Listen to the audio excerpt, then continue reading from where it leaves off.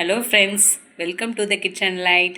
இன்றைக்கி நம்ம வீடியோவில் பருப்பு உருண்டை குழம்பு செய்ய போகிறோம். அது எப்படி செய்யலான்னு வாங்க பார்க்கலாம். கடலைப்பருப்பு எடுத்திருக்கேன் 300 கிராம் அளவு. நல்லா கழுவிட்டு 3 மணி நேரம் ஊற வைக்கணும். ஊற வைக்கிறதுக்கு முன்னாடி 3 காஞ்ச மிளகா, 1 ஸ்பூன் சோம்பு போட்டு ஊற வச்சுக்கணும். இப்போ 3 மணி நேரம் ஊறிடுச்சு. நம்ம இதை அரைக்கலாம்.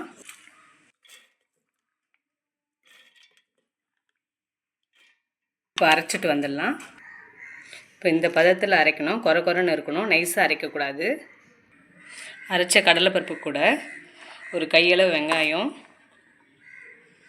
பச்சை மிளகா, ஒரு பெரிய பச்சை மிளகா பொடியாக நறுக்குனது, கருவேப்பிலை, கொத்தமல்லி,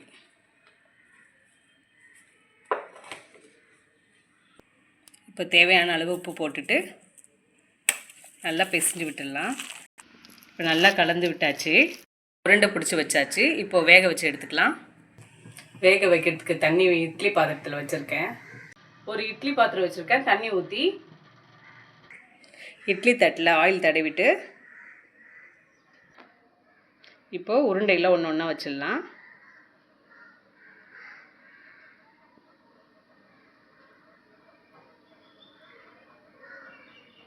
பாத்திரத்தில் தண்ணி சூடாயிடுச்சு. இப்போ நம்ம உருண்டை பிடிச்சது உள்ளே வச்சிடலாம். மூடி போட்டு 10 நிமிஷம் வேக வைக்கலாம். குழம்பு ரெடி பண்ணிக்கலாம். இப்போது கடாய் வச்சாச்சு. ஆயில் ஊற்றிக்கலாம். கடுகு 1 ஸ்பூன் போட்டுங்க.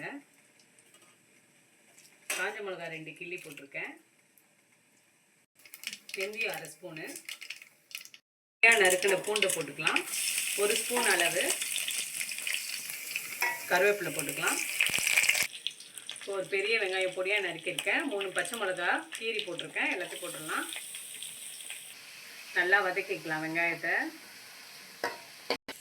இப்போ வெங்காயம் பூண்டுலாம் நல்லா கலர் மாறிடுச்சு.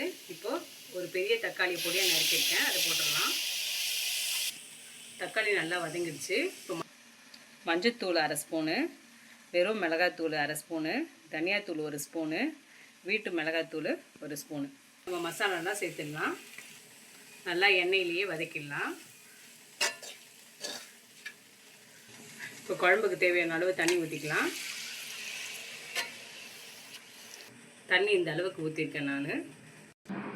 புளி ஒரு எலுமிச்சை அளவு எடுத்து ஊற வச்சுருக்கேன். இதை கரைச்சி எடுத்து வச்சுக்கலாம். தேவையான அளவு கல்லுப்பு போட்டுக்குங்க. நல்லா கொதித்து வருது. இப்போ நம்ம புளி கரைச்சி வச்ச புளியே ஊற்றிக்கலாம். இப்போ நல்லா கொதி வரட்டும். 2 பீஸ் எடுத்து வச்சுருக்கேன். 1 ஸ்பூன் சீரகம், 1 ஸ்பூன் சோம்பு, 3த்தையும் இப்போ மிக்சியில் அரைச்சிட்டு வந்துடலாம். நல்லா கொதித்து சுண்டி வரணும். உருண்டை 10 நிமிஷம் ஆயிடுச்சு. உருண்டை வெந்துடுச்சு. குழம்பு நல்லா சுண்டி வருது. இப்போது அரைச்ச தேங்காவை நம்ம ஊற்றிக்கலாம்.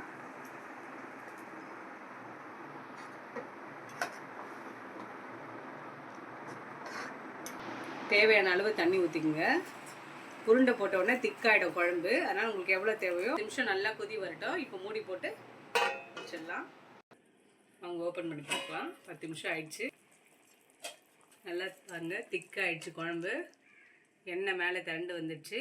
இப்போ ரெடி ஆயிடுச்சு. உருண்டைங்கள்லாம் ஒன்று ஒன்றா சேர்த்துடலாம்.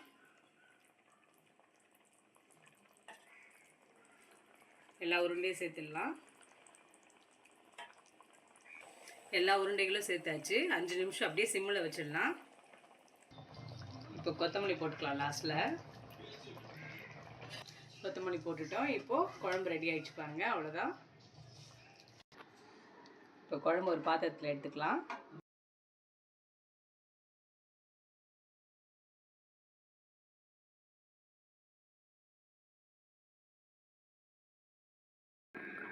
உருண்டை குழம்பு ரெடி ஆயிடுச்சு.